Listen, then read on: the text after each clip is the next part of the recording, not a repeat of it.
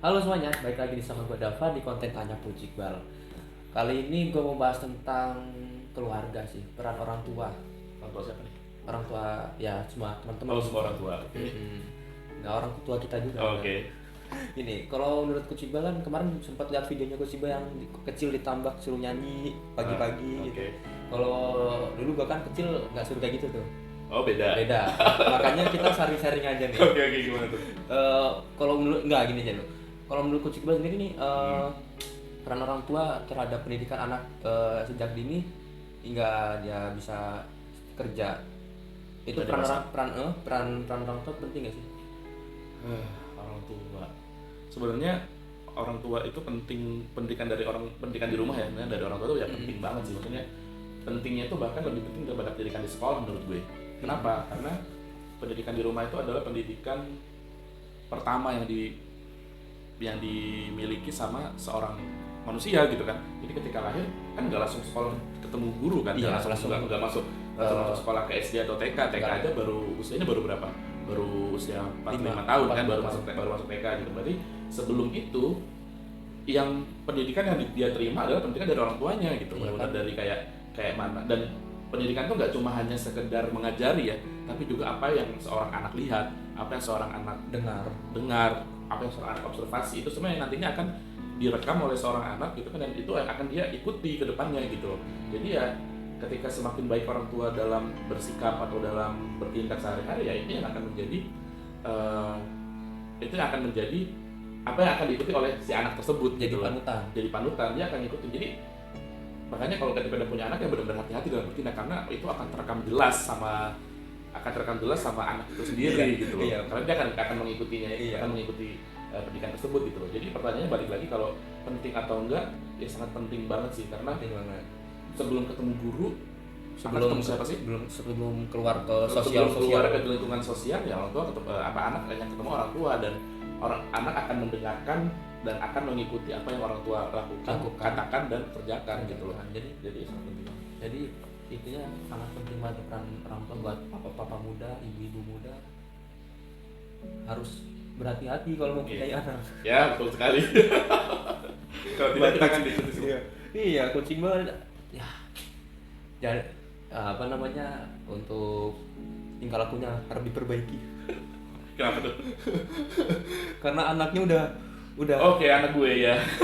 anaknya udah Ya, anak gue aja udah banyak mengikuti segala macam yang gue lakukan dan yang dia lihat tentang gue sih. Jadi benar-benar hati-hati banget. makan, tidur, Makannya, tidurnya, cara ngomongnya itu udah papa. ngikutin papa banget gitu. Jadi kayak ya oke. Jadi sangat penting banget ya kalau apa namanya peran orang tua di rumah tentunya. Nah, gini, kan kita beda zaman. Ketika papa mama kita di rumah masih muda, dan zamanku kan udah agak tua nih. Pendidikan di zaman Coach Iqbal gimana tuh? Cara mendidik papa mama di zaman Coach Iqbal? Wah, barbar. Barbarnya gimana nih? Sebenarnya aku juga buat konten satu konten yang aku sendiri di From Minus to Hero tuh, ceritain aku gimana. Belum aku upload sih, nggak tahu aku bakal upload setelah ini atau sebelum ini. Pokoknya ada satu video yang aku bahas sendiri tentang gimana aku kecil segala macam, terus sama gimana orang tua ngedidik aku di ini. Tapi kalau yang sebelumnya kan yang kita bahas ini kan di bagian yang bagusnya gitu. Bagian yang barbarnya belum aku ceritain. Nanti akan aku upload segera gitu. Ya, jadi kalau gimana cara didik aku barbar. Itu aja barbar banget. Yang biasa main PUBG, biasa main game online, Mobile Legends, Smackdown itu barbar lah. Barbar itu dalam arti parah sih. Gue dulu ya nggak tahu sih, karena gue juga bandel sih. Karena gue bandel, papa mama masih muda, masih belajar jadi orang tua gitu ya, punya anak satu, bandel nauzubillah min dzalik gitu, nggak bisa diatur, nakal banget. Itu nakalnya bener-bener kayak ya hobi berantem, hobi mukulin anak orang, hobi kalau ke rumah orang sering bikin ribut gitu. So, ya itulah. Tapi ributnya ribut fight kan, bukan ribut tangan panjang kan? Tangan panjang itu gimana? Tangan panjang ya biasa, nyomot punya orang. Ya ada juga kayak gitu. Ada juga. Jadi misalnya kalau misalnya main ke rumah teman, habis main ke rumah teman ngeliat dia punya mainan bagus, ya gue pinjam baik-baik gak dikasih, gue minta orang tua, minta papa mama minta beliin, nggak punya duit, ya gue colok. itu sampai senakal itu sih. Jadi wajar kalau gue juga dididik dengan cara yang barbar gitu ya. Ya emang gue juga nakal sih, ditambah ya orang tua papa mama ya emang kayak gitu sih. Maksudnya pas zaman itu bener-bener yang masih jadi orang tua baru jadi orang tua itu baru punya anak satu, terus punya anak yang sangat super dahsyat ini itu ya nakalnya gitu. Jadi ya mungkin juga kesabarannya orangnya juga nggak begitu sabar kayak papa kan dulu. Masih darah muda. Papa yang dulu sama papa yang sekarang beda banget kan. Papa yang dulu bener-bener yang wah yang masih superior banget gitu sebelum sakit ini kan, masih muda, masih yang gimana masih darah muda, masih anak pertama kan, ngegampar, hobi nabok, hobi mukul, hobi nyabet. Orang pokoknya paling epic itu baru inget banget. Siang itu mama pulang dari pasar beli sapu baru, sapunya udah rusak.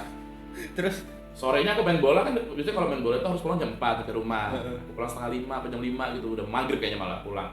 Ya rumahnya patah buat gebuk gue. Jadi kayak baru beli siang, sorenya patah. Buat pukul saya. Jadi benar-benar yang kayak gitu, dia barbar banget sih. Beli sapu siang, sorenya patah. sore buat gebuk. Patah. Itu bayangin tuh masih SD lah, SD. Epic. Kalau udah zaman Instagram viral kayaknya. Masuk pasal KDRT ya. Zaman itu kan belum ada KDRT, belum ada HAM segala macam. Betul, masih lahiran tahun berapa? 91 tua.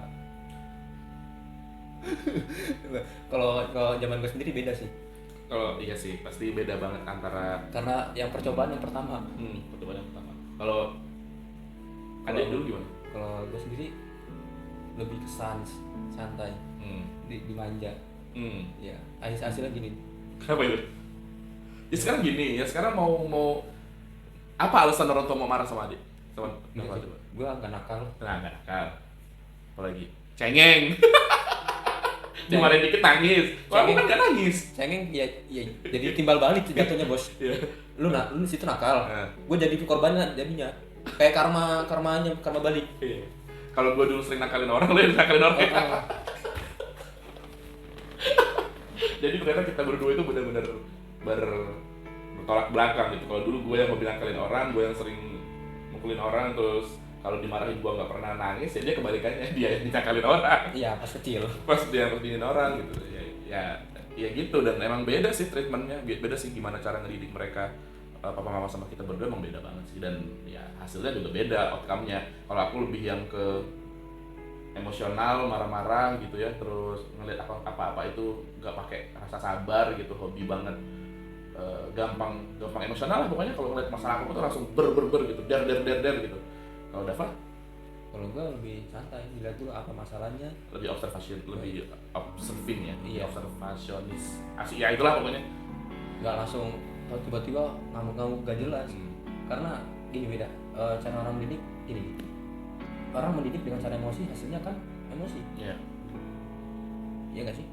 Ya kan sebagai tenaga pendidik dulu, kan? Coba dididik dengan kasih sayang dengan extra smile. Itu hasilnya luar biasa sih. Beda.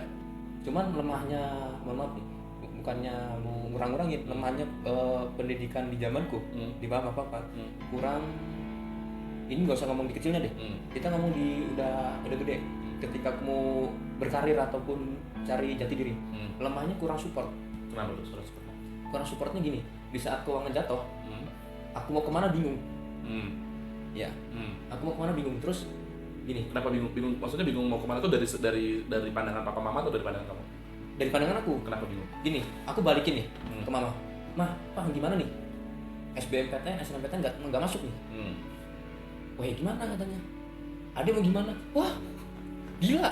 Ini mau kuliah, anak udah nggak terima nih kuliah, masih nggak masuk. Terus ditanya dibalikin lagi mau gimana? Mau kuliah atau gimana? Nah pas itu keuangan lagi turun tuh. Mikir dong, gue mau maksain kuliah, kok mau nekat gila. Nah ini pendidikan extra smile, berpikir gimana caranya gue nggak usah bikin mengkerut senyum. Jadi harus tetap smile, ngalah, nggak usah kuliah. Oke? Ketika aku tanya sama papa mama dibalikin, ya sama aja gua nggak nanya dong, ya kan? Sama aja gue mau ngapain, ya terserah lu, gitu kan? Yeah. Sampai suatu saat gue pernah berpikir juga. Jadi sebenarnya kalau ketika bertanya gue mau ngapain nih ketika Gue bingung kan, terus gue butuh saran. Oh, butuh saran. Ya. Tapi kan saran itu nggak harus dari orang tua sih menurut gue. Nah ini barusan mau gue ngomong, gue punya abang nih. Nah. Nih, punya abang nih. Sampai suatu saat gue pernah bilang waktu kelas 2 SMA, gue punya abang nggak sih? Pernah gue bilang kayak gitu. Kenapa gitu? Nggak bisa sharing. Kenapa emang nggak bisa sharing? Nah, dari kecil sampai gede emang pernah ketemu? Iya sih. Terus? Iya kan? Ya. Iya. Ketika SMP udah pisah. Dari SD Dari SD nggak pernah ketemu. Iya. Ketemunya cuma kalau pulang kampung doang ya? Iya, itu juga cuman ya gini. Dari SD. Gua terus SMP gua pindah-pindah sana sini. SMA ngekos. Kayak gua udah di Jakarta. Ketika di ujung bingung nih mau kemana. Sampai pernah bilang sama mah punya kakak nggak sih sebenarnya? Itu banyak kakak juga SMS terus ya biasanya. Apanya? Kalau mau kuliah kan beda SMS. Iya beda. Bedanya? Dulu ngajarinnya nggak kayak gitu. Ngajarinnya ngekang. Oh iya. Iya. Nah di saat itu. Ya jadi karena ya apa nih? ya gimana ya, jadi emang pada saat itu gimana sih gue melihat gue kalau mau dibalikin gini kita breakdown dulu ya, kita percaya masalahnya. Jadi kenapa gue akhirnya mendidik Dava dengan cara yang mungkin karena udah kita jarang ketemu ya kan, mungkin kita juga hubungannya nggak begitu dekat sebagai kakak adik karena kita jarang ketemu tadi gitu. Terus ketika tiba-tiba ya misalnya secara batin kita nggak trust each other, kita nggak yang dekat banget gitu, sehingga pada saat mau kuliah dan gue cuma bisa menasihati lewat SMS gitu atau lewat telepon, dan itu pun menasihatinya dengan cara marah-marah, ya pasti nggak akan bisa diterima dengan dia dengan baik gitu kan, betul kan? Betul. Karena yang ada dalam benak gue gini, jadi dulu pun kalau permasalahannya adalah pada saat mau kuliah nanya orang tua, kan tadi pertanyaannya aku mau kuliah nggak bisa, mau kemana setelah mau ngapain ya, gagal SNMPTN segala macem, mau ngapain, terus kalau mau paksain kuliah di swasta mahal segala macem kan, sebenarnya papa mama itu emang nggak pernah masalah pendidikan tuh nggak bisa nasihatin, di kakak pun nggak pernah bisa nasihatin. Terus kenapa? Ya emang mereka ada yang sekolah. Iya, terus aja mereka ada yang sekolah, mereka ada yang kuliah enggak. Jadi kakak mau kuliah, mau sekolah, mau apapun itu, ya nyari sendiri, nyari eventnya sendiri gitu loh, nyari dari teman-teman gitu. Kalau nanya dari papa mama, memang papa tahu STAN itu apa misalnya, UI itu apa jurusannya, kuliah itu berapa tahun, berapa biaya kuliahnya gitu kan mereka nggak tahu. Nah bedanya adalah karena gue dari dulu itu terbiasa karena dididik dengan keras tadi ya, dididik dengan keras dan dididik itu, jadi aku punya mental yang kuat. Karena punya mental yang kuat tadi, sehingga ketika gue nggak bisa dapat di satu hal dari pendapat dari orang tua gitu ya, gue akan nyari ke tempat yang lain. Ya, contohnya kayak kakak sama kakak Rifki gitu, sama teman atau sama siapa lah, Yogi, sama macam-macam lah. Tanyanya sama orang-orang lain di luar sekolah, karena tanya sama papa mama nggak ada yang tahu. Dan ketika ditanya, waktu itu kan mau nguliahin kakak, aku nggak punya duit kan pada saat itu kan, jadi aku harus kayak mana gitu. Ya papa mama ya cuma ya udah terserah kamu mau kemana. Ya, sebenarnya sama. Sebenarnya kita itu berdua ada di kondisi yang sama ketika masalah mau kuliah gitu kan. Bedanya adalah karena gue dididik dengan yang tadi. Mungkin perbedaannya adalah ketika kita dididik dengan dua cara yang berbeda. Cara yang pertama, cara yang dengan kata yang gue bilang barbar dan kasar dan segala macem, sehingga gue terbentuk menjadi pribadi yang kuat, pribadi yang emosional, fighter. Yang fight ya sisi lainnya emosional, tapi sisi lainnya gue jadi pribadi yang kuat, jadi pribadi yang fighter, petarung. Jadi ketika orang tua nggak bisa biayain atau ketika orang tua nggak bisa menyerahkan apapun keputusan di gue, ya gue nggak terus diem aja dan ya udah. Dulu gue punya kakak nggak? Gue nggak punya kakak, sama dong, iya kan? Gue nggak punya kakak dong, iya kan? Gue nanya siapa? Betul dong, iya kan? Masih mendingan kamu masih ada kakak gitu. Nggak ada yang ngarahin kamu ntar kesini, walaupun dengan cara yang salah ya. Dengan cara yang itu emang aku dengan cara yang salah, karena dengan cara gue mendidik yang keras gitu. Tapi saat itu apa gue punya kakak? Enggak. Orang tua juga nggak bisa diandelin. Jadi yang bertarung siapa? Gue sendiri. Gitu loh. Nah gue nggak mau menyalahkan banyak faktor maksudnya, banyak faktor kenapa kita akhirnya bertindak dengan cara yang berbeda. Tadi gue bilang, karena gue dididik dengan keras, dididik dengan dengan keras dan disiplin yang keras zaman dulu kan. Mana ada adik pulang sore dimarahin. Pernah. Ya paling sekali dua kali itu kan papa juga udah kendor. Kalau kakak dulu mah ya elah main bola di lapangan Jaya, main bola sama ikut latihan main bola sama Om Keling aja, pulang jam 4, pulang jam setengah 5 aja dari rumah habis kok. Gitu. gitu. Maksudnya emang itu jadi karena dididik dengan cara yang berbeda, terus gue juga jadi selain ya akhirnya gue jadi pribadi yang kuat gitu, jadi yang pantang menyerah, kuat, fighter, petarung. Tapi di sisi lainnya gue dengan akhirnya gue mendidik orang pun dengan cara yang keras gitu, ya, dengan cara yang emosional, jadi memenangkan emosi segala macam. Terus juga apalagi ya, ditambah gue kan emang dari itu ngerantau terus kan, dari SMP dari pondok kan ngerantau gitu, terus SMA ya walaupun tinggal di rumah tapi juga sering banyak di luarnya gitu. Jadi karena punya kesibukan masing-masing, sering keluar rumah jadi pengalaman gue lebih banyak gitu loh, ngerti gak sih? Karena gue sering merantau jadi pengalaman lebih banyak gitu, pahit manisnya hidup tuh lebih banyak gitu. Jadi ya itu yang membedakan kita gitu. Jadi gue nggak menyalahkan Dava untuk tidak berperilaku seperti gue. Maksudnya ketika papa mama bilang ya udah terserah, emang adik maunya kemana gitu, ya bukan berarti waktu dan ketika waktu itu Dava akhirnya bingung mau ngapain, maksudnya gue punya kakak atau segala macem, ya harusnya maksudnya itu bukan salah adik sendiri gitu kan. Harusnya kan kalau mau dibandingkan dengan kakak kemudian ketika tadi mama nggak tahu mau nyariin gue kemana, kan gue nyari sendiri tuh, dari ke teman-teman kan. Ada yang ngelakuin itu kan? Sempat ngelakuin tapi kayak lebih berharap disuapin kan? Lebih berharap ya? Lebih berat kayak disuapin, diarahin gitu kan? Ayo kamu gua ajak kesini nih. Nah, pengen dorongnya kayak gitu kan? Nah, beda sih. Beda kan? Zaman kitnya, zaman Noni beda. Iya beda itu, dan beda cara berjuangnya juga gitu loh. Beda, emang kita dididik dengan cara yang berbeda.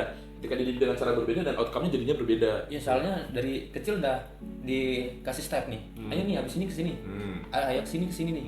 Nah ketika udah di ujung jalan nih, diarahin balik ke gua, tuh terserah mau kemana. Bingung.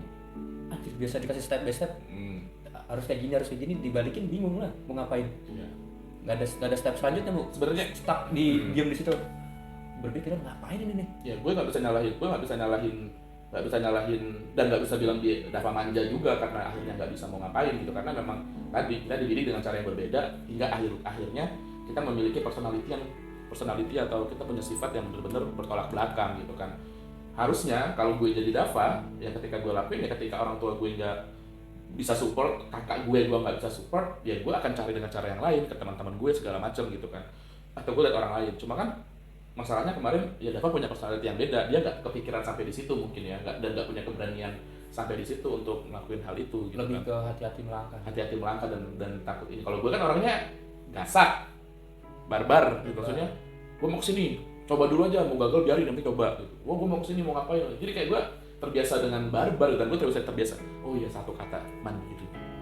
Bedanya kita mandirinya beda. Kalau gue sangat mandiri karena dari kecil terbiasa digalakin, terbiasa keras, terbiasa ini, dan kemudian juga pas SMP ngerantau lama jadi benar-benar terbiasa mandiri. Kan adanya nggak pernah jauh kan dari orang tua. Berapa? Cuma SMA. Ya SMA aja sih. Terus gue itu kan udah gede kan, maksudnya udah wajar untuk merantau.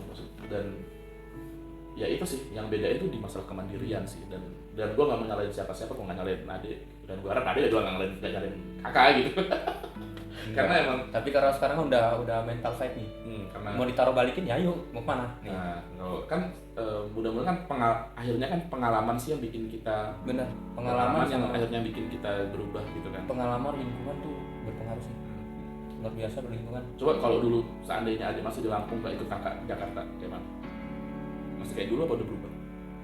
Jadi bujang ngapain di Lampung? Nah makanya karena kakak ajak kesini bertaruh untuk kerja di sini gitu kan, jadi ketahuan kan. Itu gara-gara penipuan itu ya. Awalnya dari sebuah penipuan. Jadi gimana pada saat jadi gini nih, setelah SBMPTN gak lulus, anjir kita mau ngapain nih? Kuliah enggak, di kampung nganggur sebulan kan. Biasa yang banyak aktivitas di SMA, mau ngapain ada, di kosan ada, terus nganggur sebulan dan bingung tuh mau ngapain. Habis itu bikin SKCK tuh. Bikin SKCK, udah Pak, cari kerja aja dulu deh setahun. Cari kerja setahun, ngelamar di supermarket yang ini, supermarket gambar biru. Oh, gambar biru. Iya, bukan gambar merah ya? Gambar merah. Oh, gambar merah. Dua-duanya. Oh, dua-duanya, oke. Dua-duanya. Gak ada yang masuk. Gagal masuknya dua-duanya gara-gara psikotes. Dua-duanya tapi sama. Habis itu bingung kan mau ngapain. Mau nganggur, nggak punya apa-apa. Mau tani, nggak ada basic buat tani. Habis itu bukalah searching nih kerjaan lowongan ada nih di daerah mana sih dulu tuh Bayaran lama ya, gara-gara kebayaran lama, searching dibutuhkan secepatnya kalau bisa besok. Berangkat langsung ya? Berangkat, nggak mikir panjang karena kita nggak ada yang tahu dunia luar. Masih awam, gue juga masih awam dunia pekerjaan, terus nggak ada yang buat sharing. Habis itu berangkat aja tuh, nyampe sini pagi berangkat pagi buat langsung interview, nyampe sana ketemu orang, mas gak usah masuk. Lah kenapa? Dimintain duit penipuan. Epic nggak? Ya tapi dari situ kan akhirnya yang kemudian jadi titik tolak perubahanmu kan, maksudnya berubah. Dari situ langsung kayak anjir, cari kerja gini amat. Dari bocah Lampung yang nggak tahu Jakarta. Ya Allah bos, ngeri bos liatnya. Ditambah ditipu lagi. Keras banget kayaknya Jakarta ya. Terus itu baru ngerasain ini yang namanya Jakarta keras. Baru tahu kata-kata di TV Jakarta keras. Ngerasain. Keras banget ya. Keras. Udah jauh dari Lampung bisa ditipu ya. Terus itu ditipu. Terus itu nggak tahu jalan pulang. Oke, terus? Ya sejak itu udah masukin lamaran, ya modal Google Maps sama arahan dari Coach Iqbal, ke sini masukin lamaran di sini, nggak ada yang tembus tes, nggak ada yang tembus sampai berapa kali aja tuh. Pokoknya udah keluar masuk lamaran dari pokoknya pagi start buka cari ini ada langsung datengin. Bawa motor, naik busway. Padahal bawa motor nggak punya SIM dulu. Tuh ya. Motor mati pancet loh. Habis itu ketemu lah di McD video yang kemarin tuh. Ada teman orang dalam. Karena kunci sukses juga kalau kadang nggak ada orang dalam susah sih. Nggak ada orang susah. Tuh. Harus ada orang dalam kadang. Benci banget kalau ada orang dalam ini. Kayak baca orang kita kalau udah gede mau jadi apa, jadi orang dalam. Karena orang dalam ini siapa sih gitu, kayaknya powerful banget gitu. Jurusan orang dalam nggak ada kuliah. Pengen ngambil rasanya. Butuh semua loh di pekerjaan. Iyalah, siapa yang butuh orang dalam kan? Terus? Dapat di McD dapat setahun, ojek online, ya sekarang.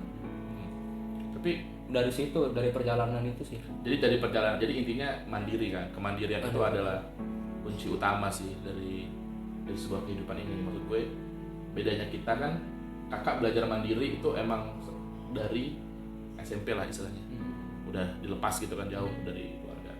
Mungkin kamu kebiasaan di rumah, nggak pernah jauh, jadi dan juga nggak pernah dan semuanya dipenuhi dan nggak pernah dikasarin, nggak pernah dididik dengan kasar ya, karena emang nggak ada alasan juga buat dididik secara kasar gitu. Ya, karena dan dia juga cengeng.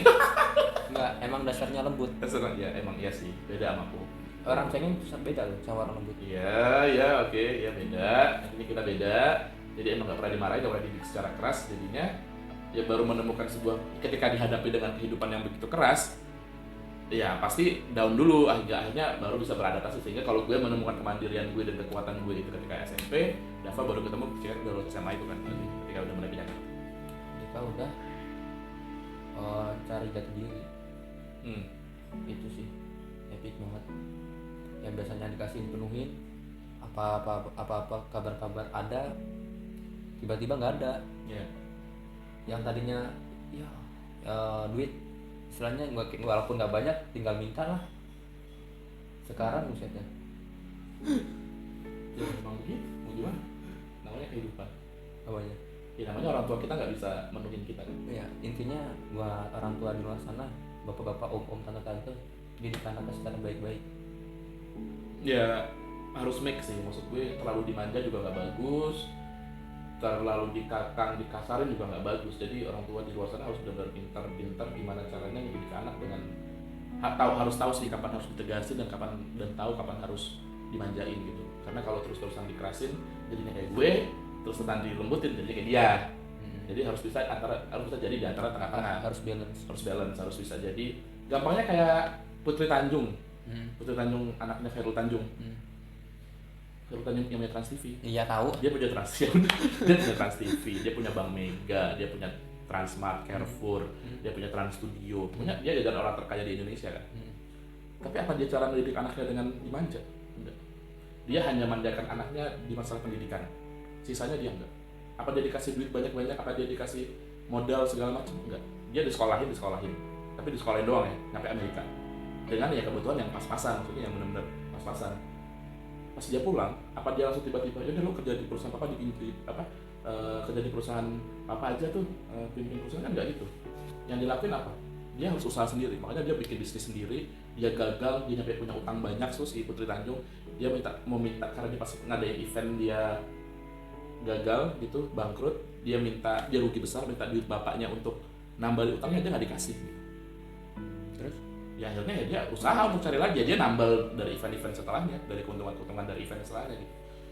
Jadi intinya adalah ya harus balance sih. Jadi kalau belajar dari Pak Khairul Tanjung bisa belajar banget cara gimana cara menjadi Putri Tanjung itu secara secara manjanya, dia manjain dari segi pendidikan, tapi dari fasilitas segi pendidikan segala macam, tapi untuk masalah karir, untuk kehidupan dia ke depan dia nggak mau manjain. Karena kalau sekali dia dimanjain, karena dia setelah dia besar dia harus memimpin perusahaan bapaknya yang segitu gedenya loh. Kalau dia nggak ditempa dari awal untuk itu bangun, ambruk habis. Makanya saya salut sih sama Pak Khairul Tanjung, sama Mbak Putri Tanjung juga di keluarganya gitu sih. Dan kita harap ke depannya ya orang tua bisa mendidik dengan cara ya walaupun nggak sama, setidaknya mirip lah dengan seperti itu gitu, dengan cara ada hal-hal di mana kita bisa manjain, ada hal-hal di mana kita ya harus keras, harus dikasih. Enggak semuanya kita bisa turutin, nggak bisa karena dia anak jadinya nggak mandiri. Karena ya itu tadi terlalu dimanja-manja, terlalu dikerasin, jatuhnya nanti mengundang emosi, nggak bagus. Kan ada ini agama juga menyebutkan sesuatu yang berlebihan itu tidak baik. Ya betul, benar pas-pasan.